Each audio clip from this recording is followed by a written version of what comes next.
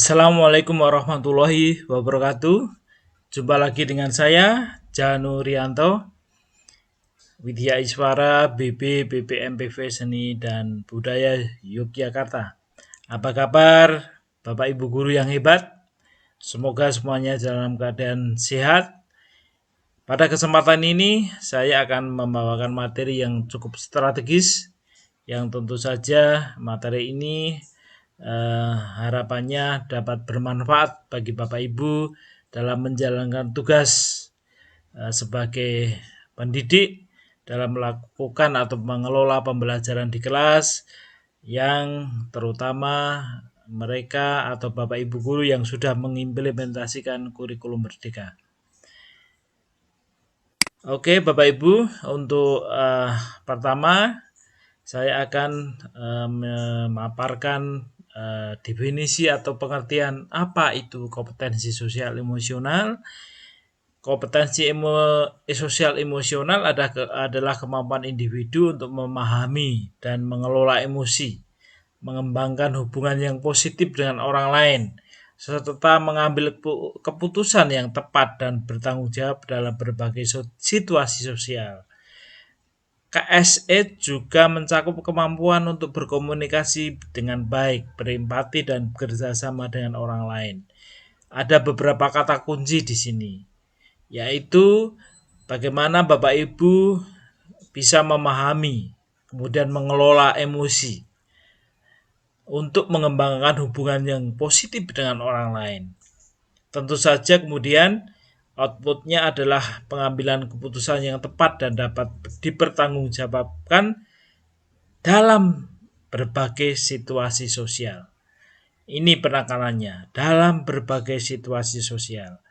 Di dalam situasi yang normal, mungkin Bapak Ibu cukup mampu mengelola emosi, kemudian mengambil keputusan yang dapat dipertanggungjawabkan. Tapi dalam situasi tertentu, dalam situasi tertekan, dalam situasi yang mungkin tidak normal, maka kemampuan sosial emosional disinilah Bapak Ibu diuji untuk bisa mengambil keputusan yang tepat. Bapak Ibu, ada 5 aspek KSE. Yang pertama adalah kesadaran diri atau self awareness, ada manajemen diri, self management, ada kesadaran sosial, social awareness, kemampuan berelasi, relation skill, pembuatan keputusan yang bertanggung jawab. 5 hal, 5 aspek KSE menurut Castle. Akan saya jabarkan satu persatu. Yang pertama adalah kesadaran diri, self awareness, berkaitan dengan kemampuan untuk mengenali diri secara akurat, mengenai emosi, pikiran, dan nilai atau value diri. Seseorang yang memiliki kesadaran tinggi mampu mengenali keterkaitan antara perasaan, tindakan, dan pikiran yang dilakukan. Jadi ini merupakan tahap awal dari KSE. Bisa mengenali kemampuan mengenali diri sendiri dengan akurat. Bagaimana emosi Bapak Ibu? Bagaimana pikiran, nilai atau value diri yang memang Bapak Ibu harus betul-betul mengelolanya atau mengenalnya. Mengenalnya lebih dahulu yang kemudian dikelola. Yang kedua adalah manajemen diri, self management. Setelah Bapak Ibu mampu mengenali perasaan, mampu mengenali emosi pada dirinya sendiri, mampu mengenali pikiran, yang tahap berikutnya adalah memanage atau manajemen diri. Semua itu bisa dikelola dengan baik.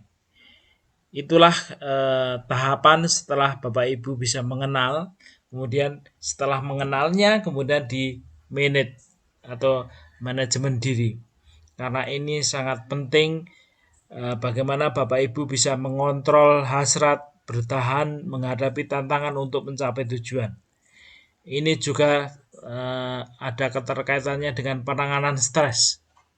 Kemampuan ini sangat dibutuhkan Bapak Ibu ketika Bapak Ibu menghadapi berbagai situasi yang mungkin eh, bisa memancing emosi Bapak Ibu ketika Bapak Ibu menjalankan tugas memberikan pembelajaran di kelas.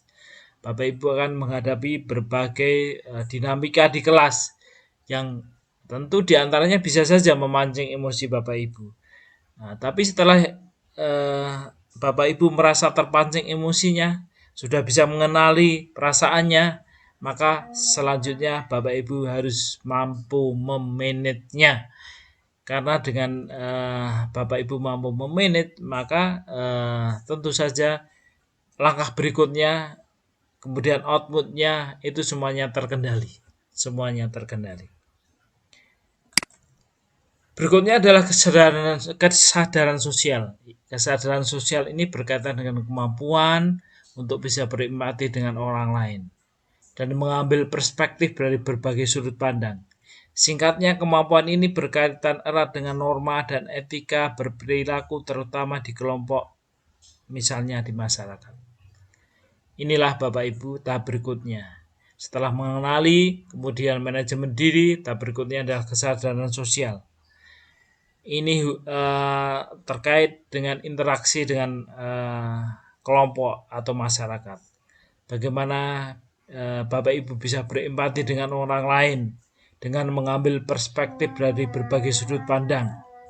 Kemampuan ini tentu saja sangat dibutuhkan Bapak Ibu ketika Bapak Ibu mulai berrelasi. Yang selanjutnya adalah kemampuan berrelasi, yaitu kesadaran sosial berkaitan dengan kemampuan untuk berempati dengan orang lain dan mengambil perspektif dari berbagai sudut pandang. Singkatnya, kemampuan ini berkaitan erat dengan norma dan etika berperilaku terutama di kelompok, misalnya di masyarakat. Jadi ini tahap berikutnya Bapak Ibu, kemampuan berrelasi. Kemampuan berrelasi ini sangat dibutuhkan Bapak Ibu sebagai guru. Berrelasi dengan siapa? Dengan siapapun. Dengan siswa, dengan sesama guru, dengan warga sekolah, dan yang semuanya itu dibutuhkan untuk kelancaran dalam Bapak Ibu melakukan pembelajaran terhadap anak didik atau siswa-siswi. Yang berikutnya adalah pembuatan keputusan yang bertanggung jawab. Ini outputnya Bapak Ibu. Output terakhir adalah keputusan yang bertanggung jawab.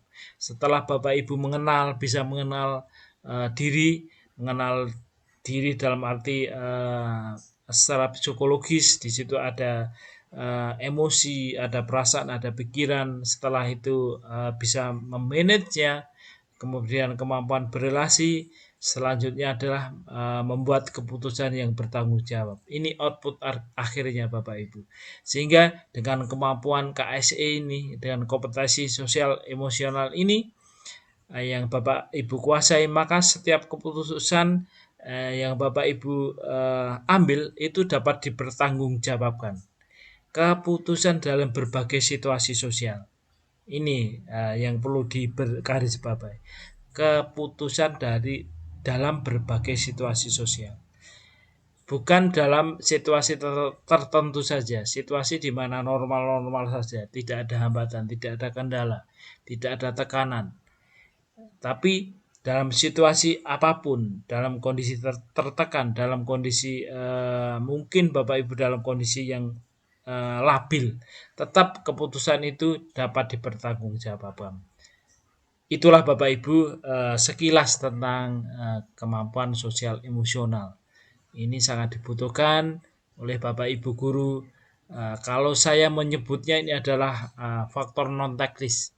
Kalau Bapak Ibu bermain bola, kalau dalam sebuah permainan bola itu ada faktor teknis dan non teknis. Keduanya sama-sama punya pengaruh besar untuk bisa memenangkan pertandingan. Sehingga selain menguasai teknis, non teknis juga harus diperhatikan. Begitu pula dalam pembelajaran.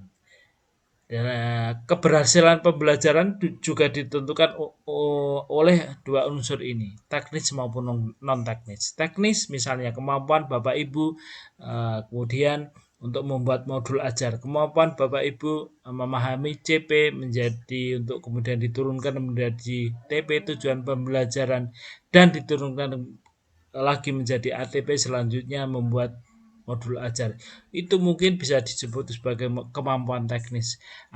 Bapak Ibu masih membutuhkan kemampuan non teknis. Di antara adalah KSE ini, kompetensi sosial emosional. Semoga bermanfaat sedikit yang saya sampaikan ini. Assalamualaikum warahmatullahi wabarakatuh.